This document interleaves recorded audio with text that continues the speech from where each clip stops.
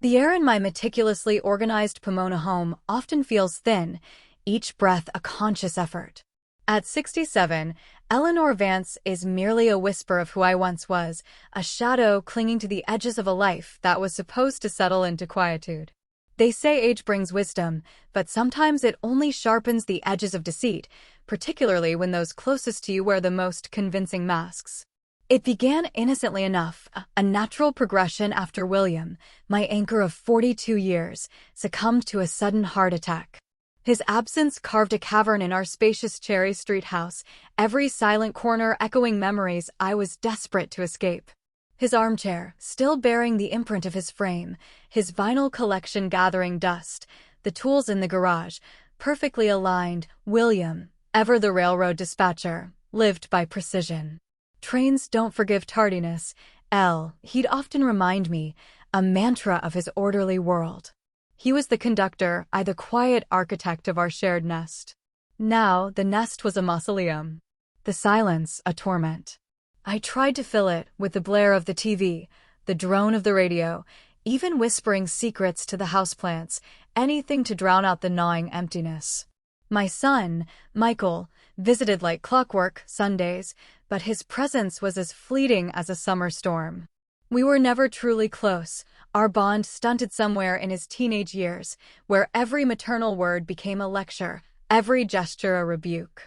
So, when he suggested, over a strained Sunday lunch, that I sell the house and move in with them, a solution to my creeping solitude, I barely hesitated. It felt like salvation. I'd contribute to their new, larger home, ensuring a place for myself.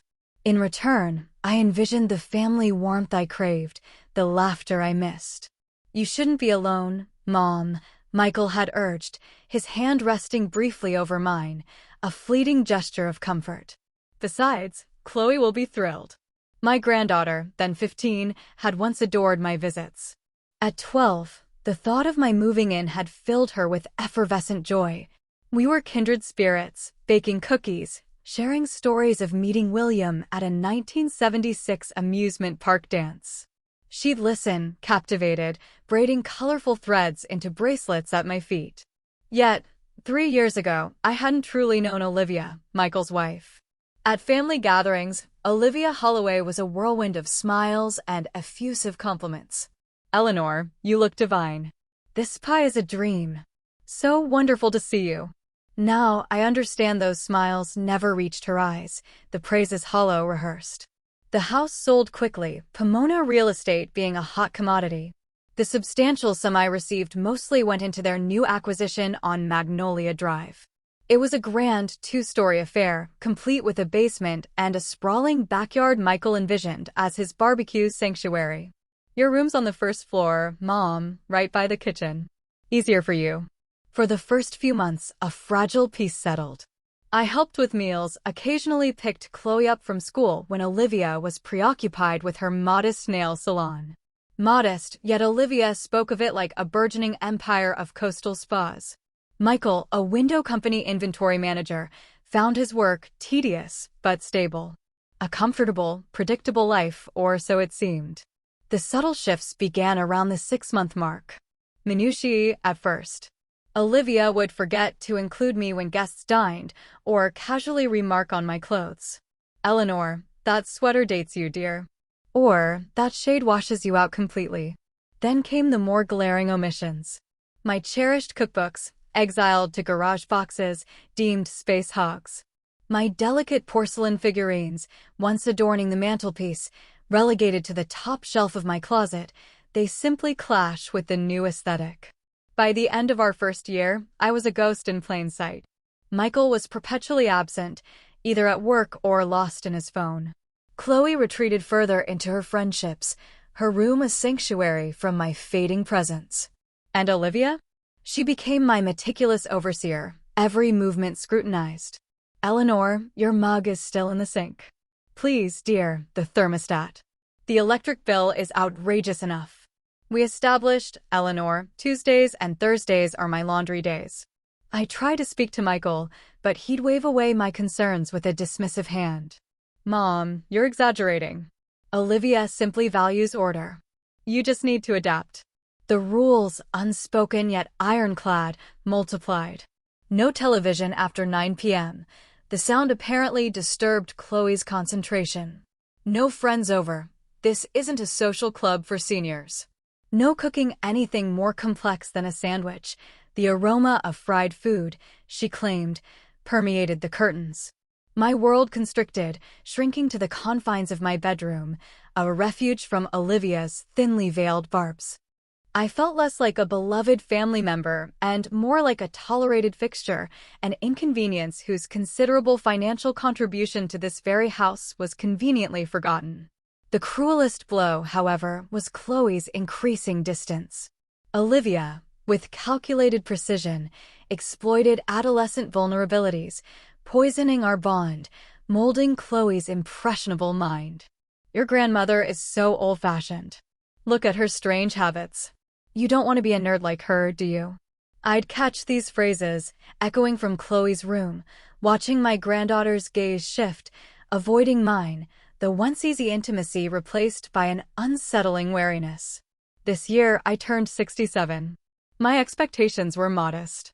A quiet family dinner, perhaps a hand-drawn card from Chloe, a cherished tradition.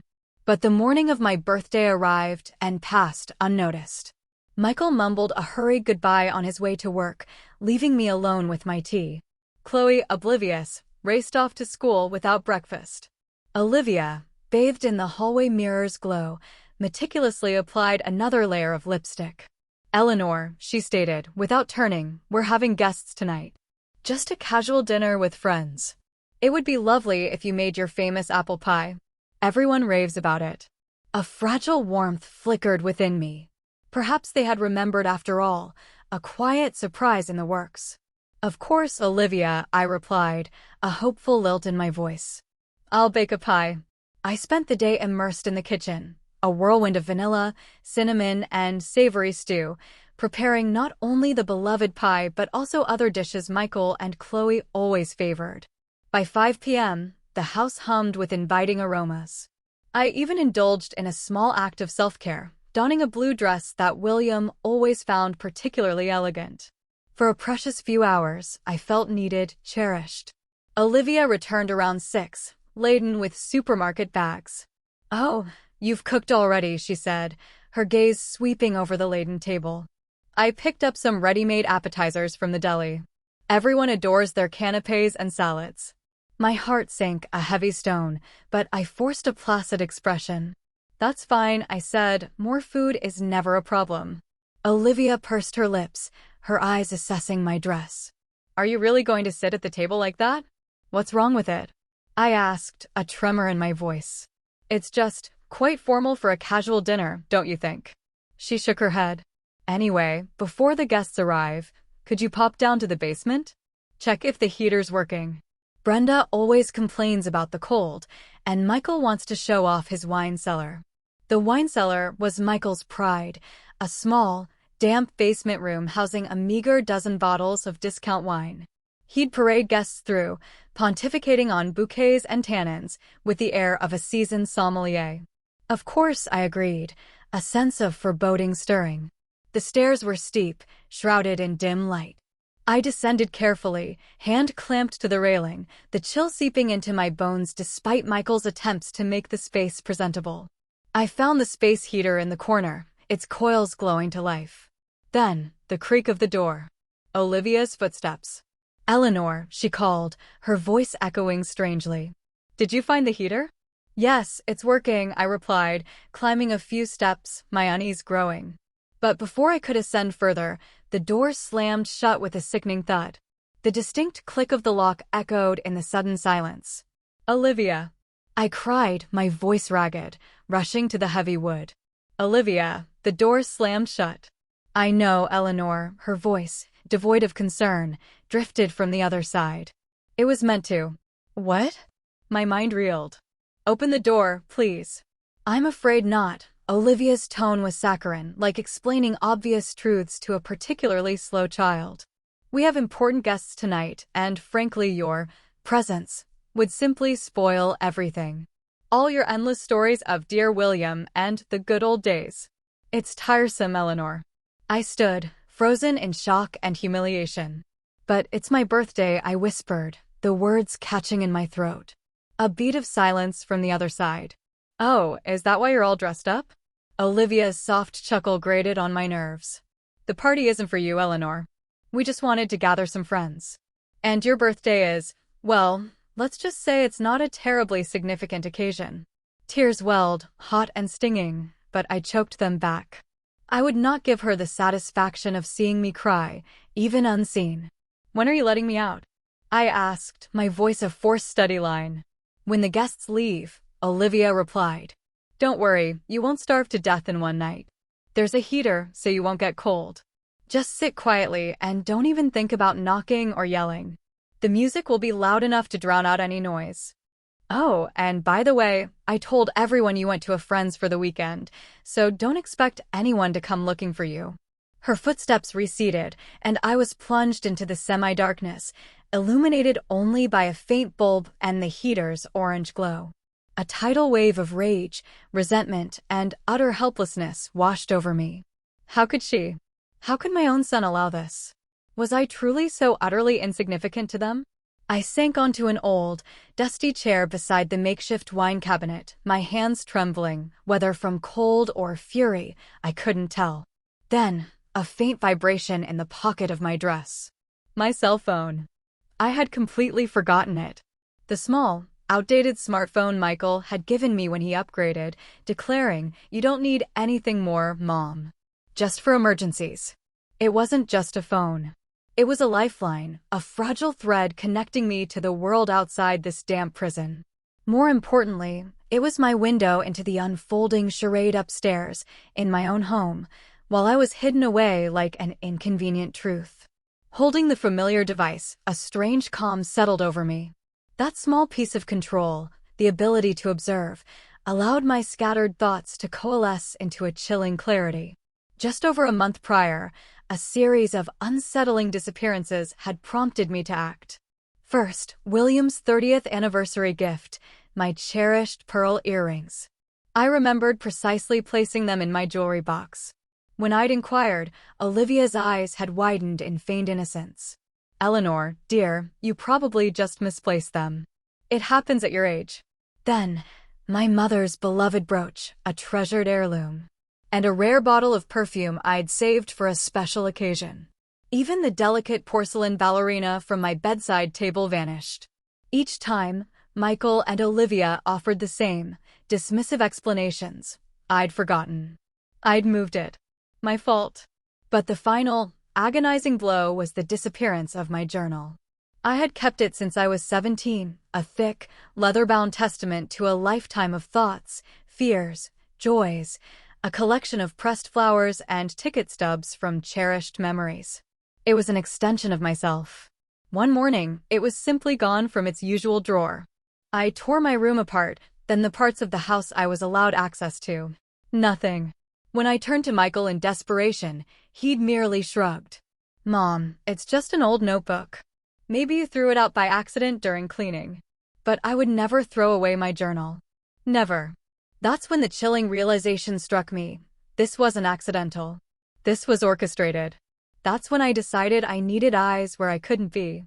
My old gardening club friend, Brenda, whose son owned an electronics store, helped me acquire miniature security cameras. "You have a smartphone, Eleanor?" she'd asked, a twinkle in her eye. "Then you can watch anything anytime." Brenda had patiently guided me through installing the app and setting up the cameras to activate with motion, sending notifications directly to my phone. We placed 3, one discreetly aimed at my dresser and closet, another capturing the living room mantelpiece where my remaining figurines stood, and a third in the kitchen, just in case. I hadn't told Michael or Olivia. A gut feeling, a prickle of intuition, warned me that if they discovered them, these cameras, too, would accidentally break or vanish, just like my most treasured possessions. Now, shivering in this locked basement, I thanked fate for that foresight, for the seed of suspicion that had blossomed into a desperate act of self-preservation. I opened the camera app, and the screen split into 3 live feeds. The living room was already bustling, a vibrant tapestry of Olivia's salon friends and Michael's colleagues, perhaps 15 guests in all. My lovingly prepared apple pie sat untouched in the corner of the dining table, overshadowed by Olivia's store-bought canapés. I nudged the volume up on the living room feed. The music blared, a cacophony of cheerful noise, but I could still pick out snippets of conversation when someone ventured close to the camera. "Where's your mother-in-law, dear?" A woman with fiery red hair, whom I didn't recognize, inquired of Olivia. Olivia rolled her eyes with theatrical flourish. "Oh, she's at a friend's for the weekend, thank goodness. Honestly, it's a real treat to have an evening without her endless stories about dear William." The redhead laughed, and they drifted away, leaving a burning flush on my cheeks, a testament to the humiliation I felt, even unseen. I shifted my gaze to the kitchen feed.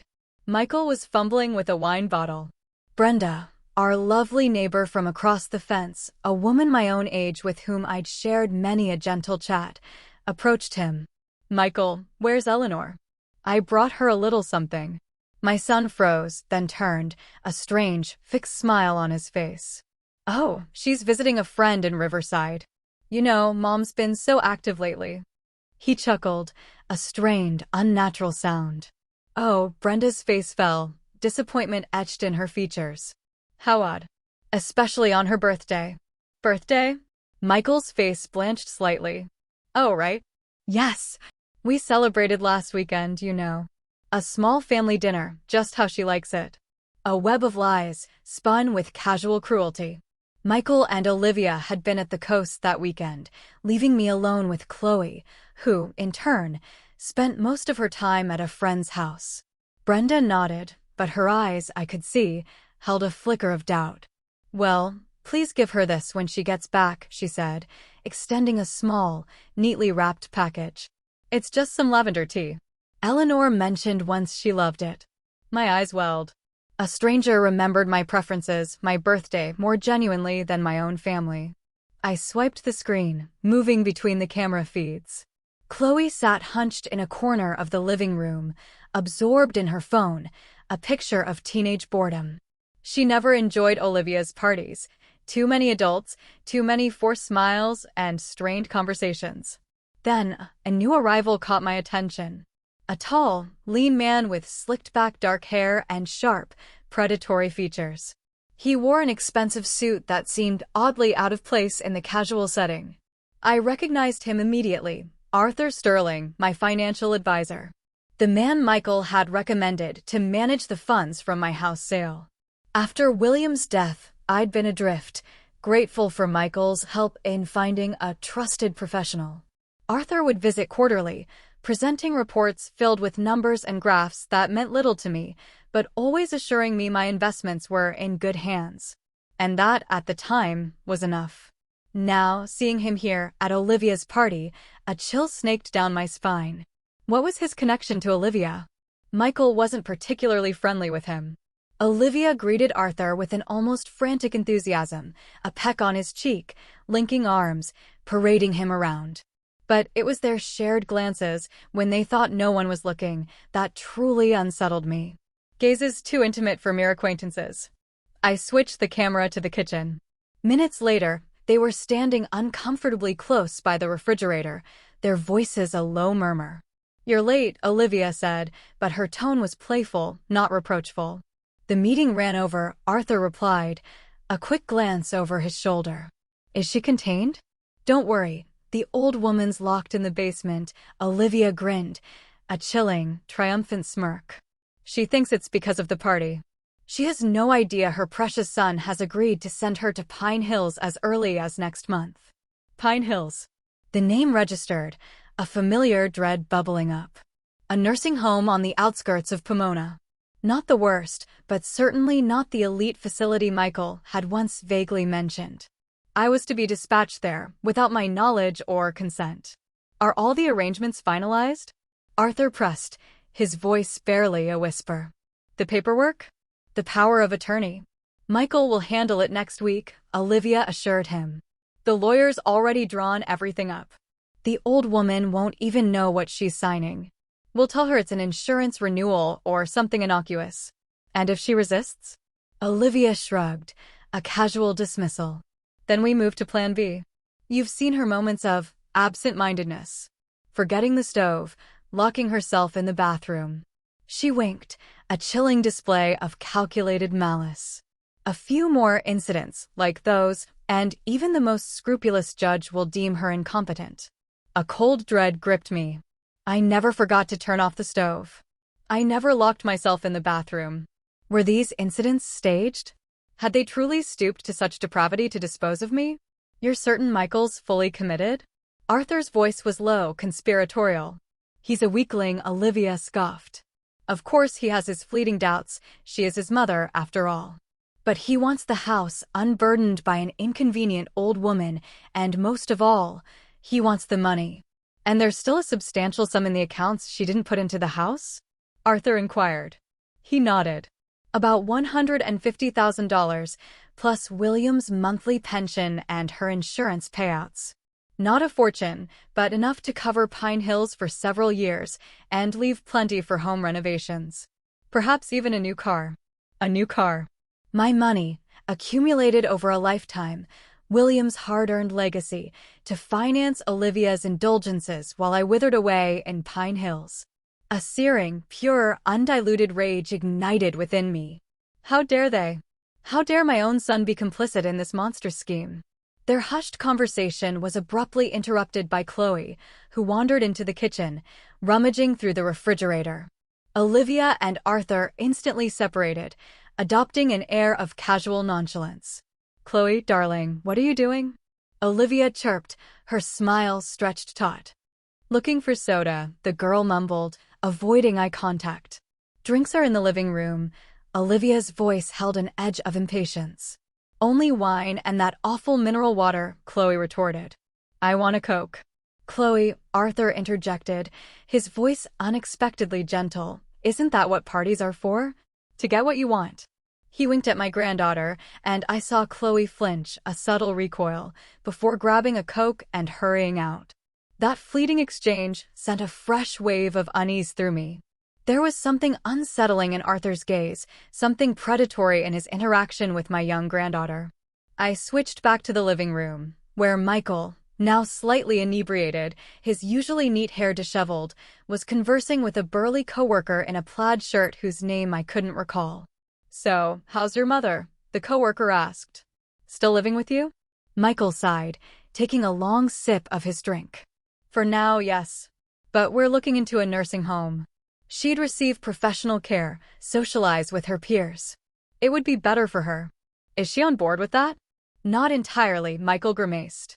But frankly, she doesn't have much choice. Most of her money is tied up in this house, and it's not legally in her name. It's our property now. Olivia's already found a lovely place, with a garden and everything.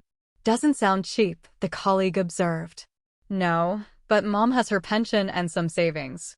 And, as Olivia says, she's done enough for us. It's our turn to decide what's best for her. I couldn't believe my ears. Our turn.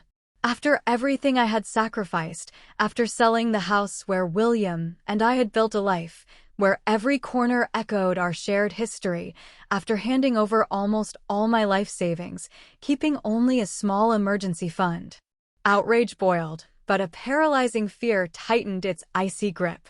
If they declared me incompetent, as Olivia had casually implied, I would be stripped of all legal rights. My money, my living situation, my very autonomy, all would be at their mercy.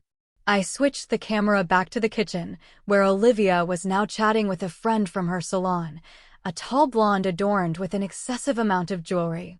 So, if everything goes according to plan, the house will be entirely ours by the end of summer, Olivia declared, refilling wine glasses. I've already picked out a designer for the renovations. I want to completely gut the first floor, open up the kitchen and dining room. And what about your mother-in-law's room? The blonde inquired. Oh, that will become my personal spa area. Olivia grinned, a chilling glint in her eye. A jacuzzi, sauna, massage table, I've dreamed of it for years. Is Michael truly comfortable with putting his mother in a nursing home? The blonde asked, a flicker of concern in her expression. He always seemed so attentive. Olivia snorted. Michael's a soft touch. He has his moments of filial affection, of course, but in the end, he always does what I say, especially when it comes to money. She lowered her voice conspiratorially. Besides, I reminded him that if we sell the house, he can finally get that boat he's been drooling over for 5 years. Men are so predictable. The blonde offered a nervous laugh. Still, locking your mother-in-law in the basement, wasn't that a bit extreme? Olivia shrugged dismissively. Oh, come on. She was perfectly safe. And besides, it was the only way to have a proper party without her endless stories and endless whining. Remember last time? 2 hours about how she met her dead husband. I nearly died of boredom. They exited the kitchen, leaving me seething with silent fury. My story of meeting William, our magical encounter at the 1976 amusement park dance, the carousel ride, our talks until dawn by the lake, it was a cherished treasure, held deep within my heart. To Olivia, it was merely the tiresome ramblings of an old woman. My phone vibrated. A message from Jessica. Mom, I've contacted the police, she stated, no preamble needed. They're dispatching a patrol to your address now. Should be there in about 20 minutes. I've also spoken to Adam Miller, a lawyer specializing in elder protection. He's filing an emergency restraining order to prevent anyone but you from accessing your finances. It's a temporary measure, but it buys us time to sort everything out. Thank you, darling, I managed, a wave of profound gratitude washing over me. You acted so quickly. It's my job, Mom. I could almost hear the faint smile in her voice. I'm already in the car on my way to you. Stay in touch. Keep recording everything. When the police arrive, they'll call me, and I'll explain the full situation. We ended the call, and a strange calm settled over me. For the first time in what felt like an eternity, I wasn't alone. I had a daughter who believed me, who was willing to fight for me. I had a plan. I returned to the camera app, a silent sentinel in the dim basement, continuing to monitor the escalating charade upstairs. The party was reaching its crescendo. Music blared, laughter echoed, and conversation swelled. Olivia glided through the throngs, a glass of wine in her hand, radiant in her red dress, the undisputed star of her self-orchestrated evening. Michael stood in a far corner, deep in conversation with Arthur, his face a mask of tension. I strained to hear their muffled voices above the revelry. I'm not convinced Pine Hills is the optimal solution, Michael said, his voice laced with unease. I checked online reviews. There are numerous complaints about the staff and general conditions. Arthur placed a reassuring hand on my son's shoulder. Michael, my friend, you're overthinking this. Pine Hills offers the perfect balance of cost and quality. Of course, superior facilities exist, but they are 2, perhaps 3 times the price. And considering the substantial sum we've already invested from your mother's funds, we must remain practical. Michael frowned, clearly battling an internal conflict. I know, but still, it's my mother. She deserves better. Of course she does, Arthur agreed, his sincerity a hollow echo. And she will receive excellent care within budget. Besides, once the house is sold, you can relocate her to a more exclusive facility if you desire. What about that document she needs to sign? Michael's voice dropped, almost inaudible. Are you certain it's foolproof? Arthur's lips curved into a smug grin. Technically, yes. It's a standard power of attorney, merely with expanded authorities. It grants you the legal right to make all financial and medical decisions on your mother's behalf. Perfectly legal, provided she signs it voluntarily and while in sound mind. Should she refuse, then we initiate the lengthier court process, presenting medical reports detailing her incapacitation. That could take months. This way is far more expedient. They stepped back, their voices swallowed by the rising din. I switched to the kitchen camera, where Olivia and the blonde friend were now alone. So, if all proceeds as planned, the house will be entirely ours by summer's end, Olivia confided, refilling their wine glasses. I've already commissioned a designer for the renovation. The first floor will be completely reimagined, the wall between the kitchen and dining room demolished, creating an expansive open-plan space. And your mother-in-law's room, the blonde inquired. Oh, that will become my personal spa sanctuary, Olivia declared, her eyes sparkling with avarice. Jacuzzi, sauna, massage table, it's been a lifelong dream. Is Michael truly comfortable with placing his mother in a nursing home? The blonde asked, a flicker of apprehension in her gaze. He always seems such a dutiful son. Olivia snorted, a derisive sound. Michael's a soft touch. He experiences brief moments of filial sentimentality, but ultimately, he always capitulates to my wishes, especially when money is involved. She lowered her voice, a conspiratorial whisper.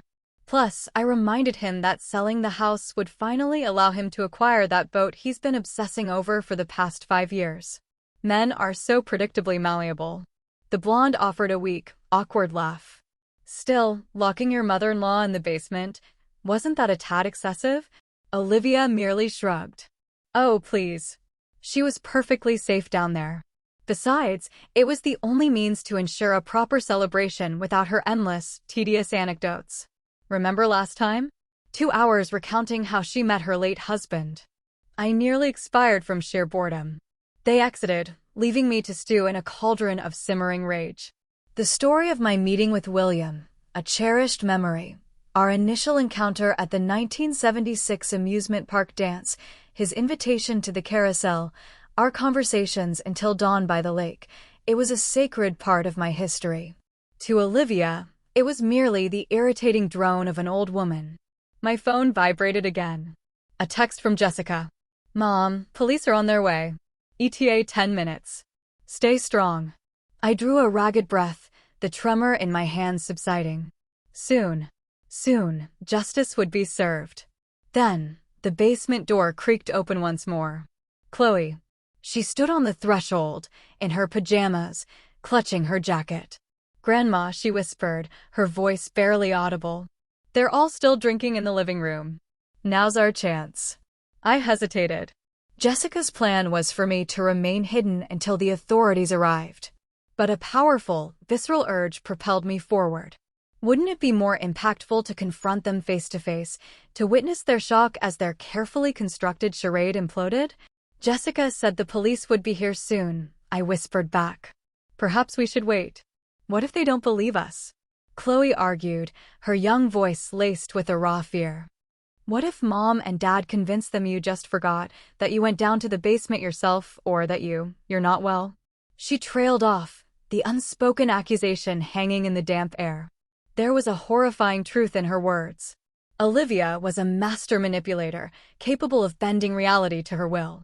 Even with the evidence on my phone, the police could dismiss it as a mere family dispute, unworthy of intervention. You're right, I said, my voice firm, resolute. The time for hiding was over. Chloe helped me up the steep stairs, her small hand a surprisingly strong anchor. My heart pounded, a frantic drumbeat of fear and unwavering determination. I had no idea how they would react, but I knew, with absolute certainty, that I would not remain silent any longer. We emerged into the quiet kitchen, pausing to listen to the muffled voices from the living room. Olivia was still holding court, recounting, in exaggerated detail, how impressed Michael's boss's wife had been by her new outfit. Ready? Chloe whispered, her eyes wide with a mixture of fear and resolve. I nodded, squared my shoulders, and walked out of the kitchen, head held high, into the brightly lit living room. Chloe followed close behind, her presence a silent, unwavering support. For a split second, the room plunged into an unnatural silence.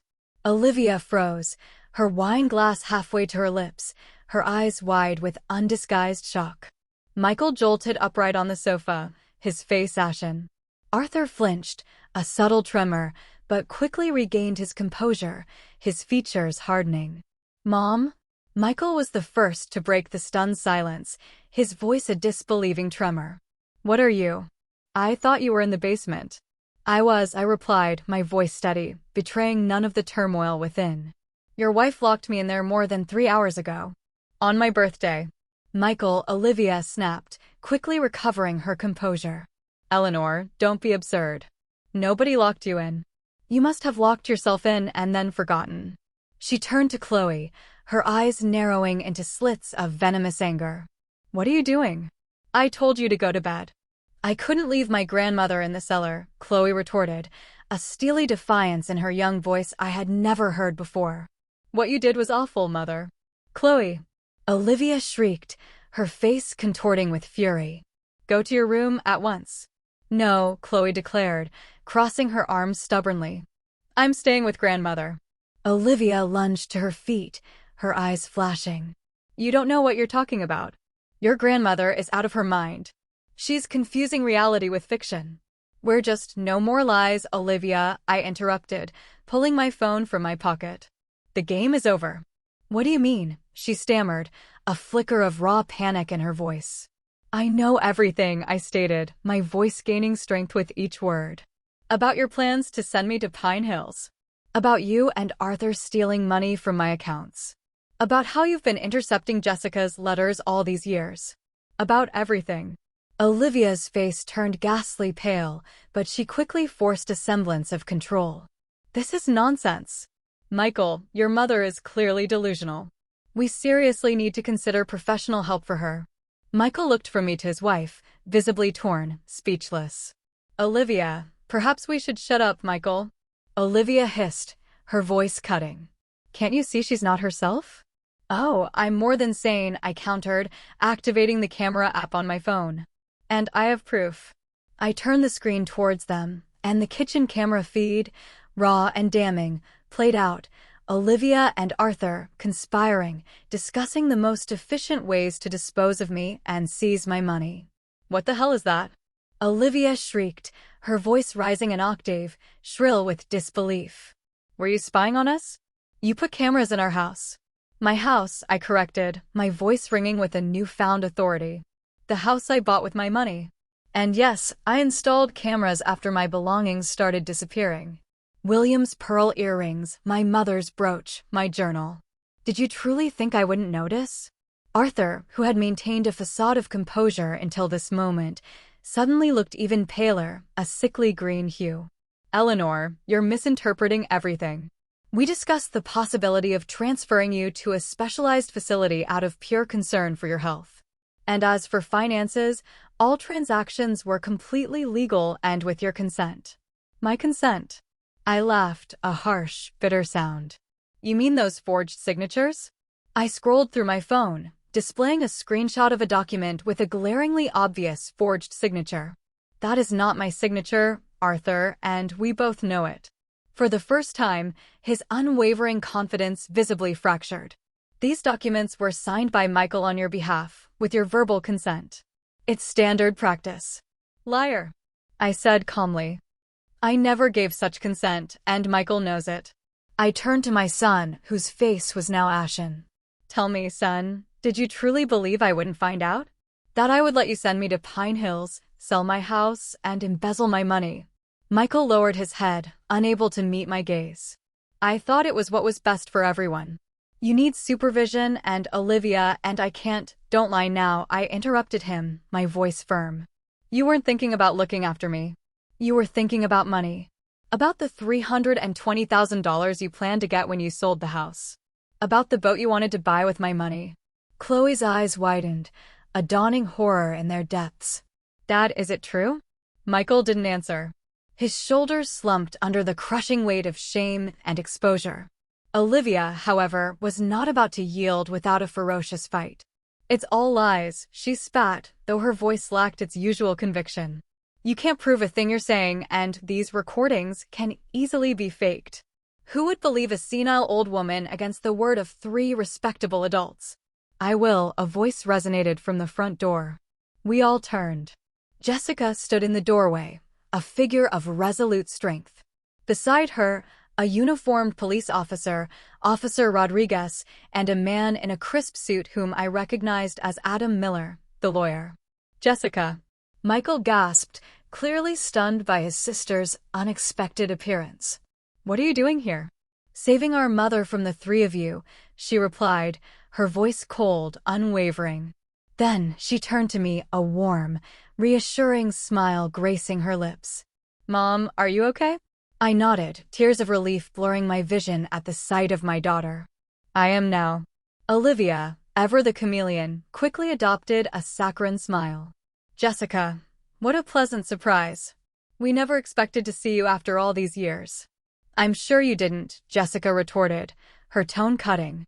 Especially since you've been intercepting my letters and calls all these years. She turned to Officer Rodriguez.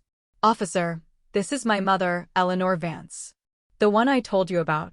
She was illegally locked in the basement by these three. In addition, there's documented evidence of financial fraud. The officer nodded, stepping forward. Mrs. Vance, do you wish to press charges against these individuals? Yes, I answered, my voice firm, unwavering. I do. Olivia's face contorted with unadulterated rage. This is ridiculous. You can't just barge into our house, and it's not your house, Adam Miller, the lawyer, interrupted her calmly. According to the deeds I've examined, this property was purchased with Mrs. Eleanor Vance's funds, although it's technically in her son's name. However, given the circumstances and the compelling evidence of fraud we will present in court, ownership may very well be challenged. He pulled documents from his briefcase. This is a temporary restraining order, prohibiting anyone other than Mrs. Eleanor Vance from accessing her financial accounts.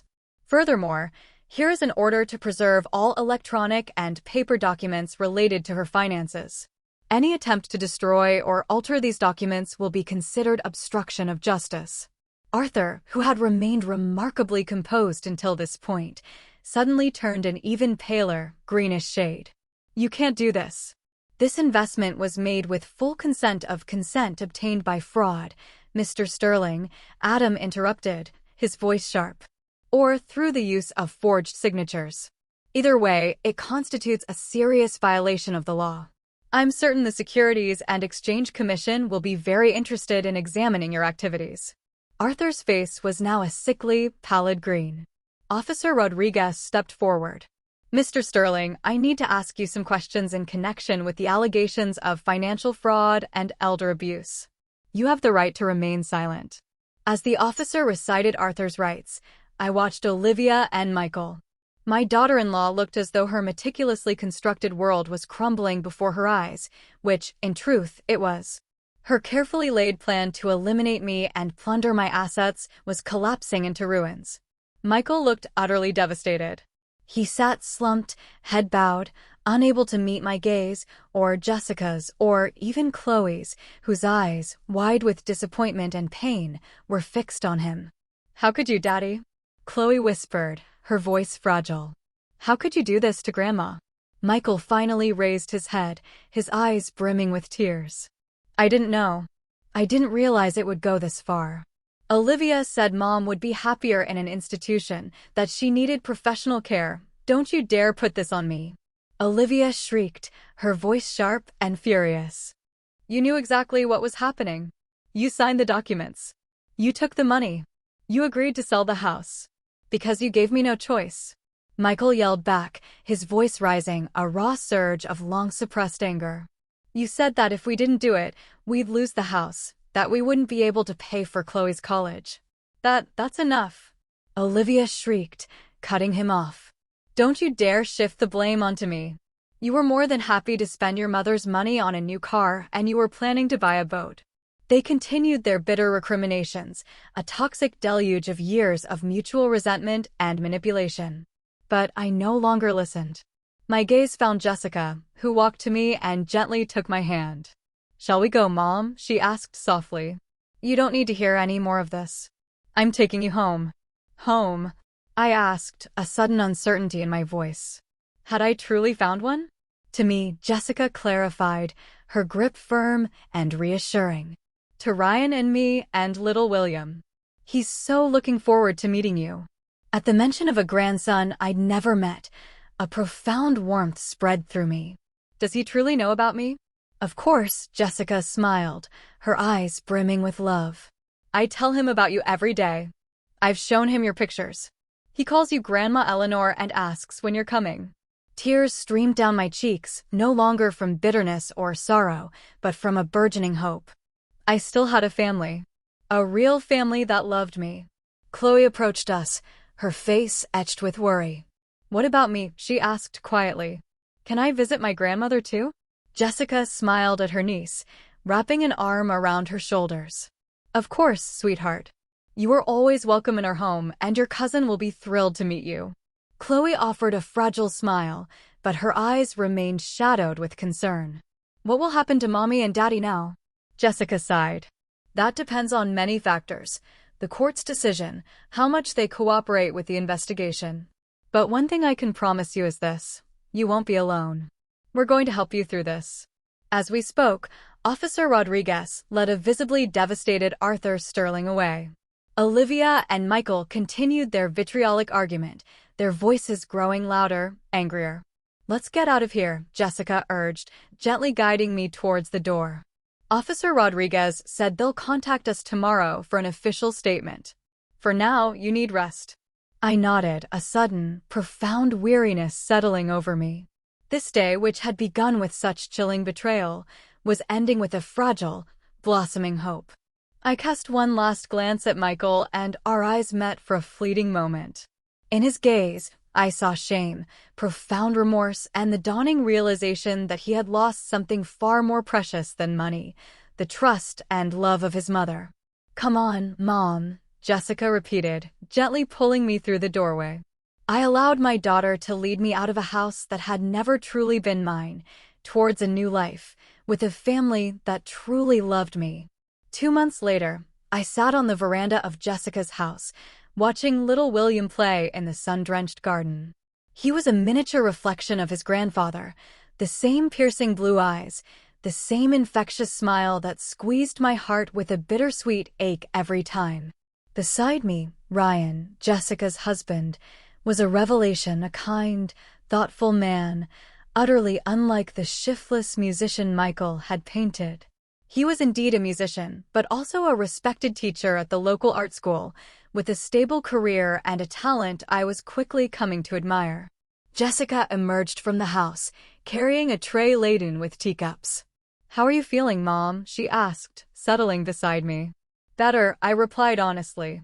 Better every day. And it was true. The first few weeks had been a blur of nightmares, anxiety attacks, the pervasive feeling of being an intruder in someone else's space.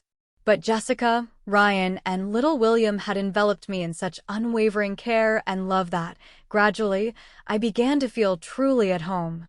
The legal proceedings unfolded as swiftly as justice often allows.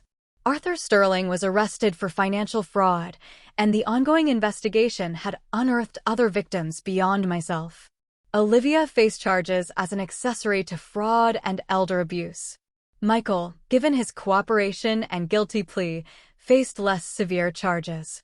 Adam Miller, the attorney, had tirelessly worked to recover my embezzled funds, and a significant portion had already been restored.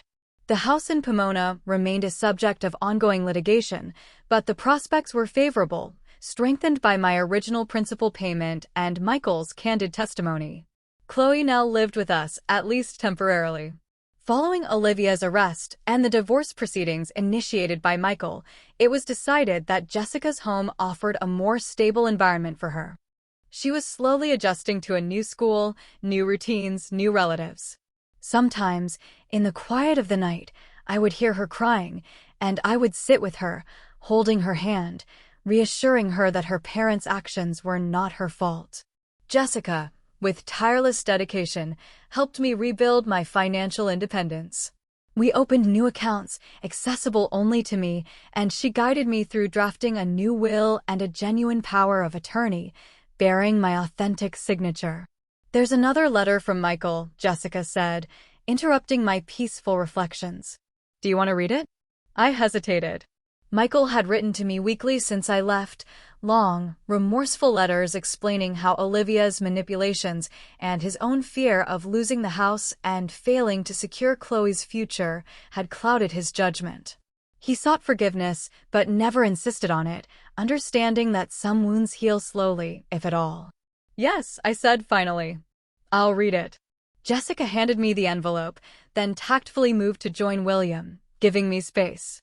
I opened the letter, my son's familiar handwriting a stark reminder of the chasm that had opened between us. I don't know if I can ever fully forgive him.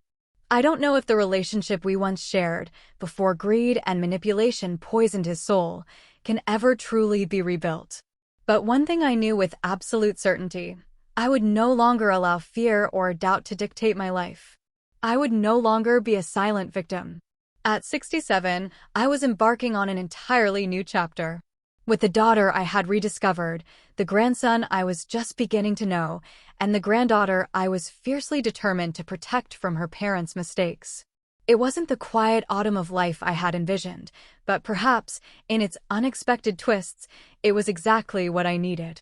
And as I watched William play, as I saw Jessica tenderly hold Ryan, as Chloe's smiles grew more frequent, I understood that true wealth lay not in bank accounts or properties, but in these precious moments, these unbreakable connections, this profound and enduring love that no one could ever steal.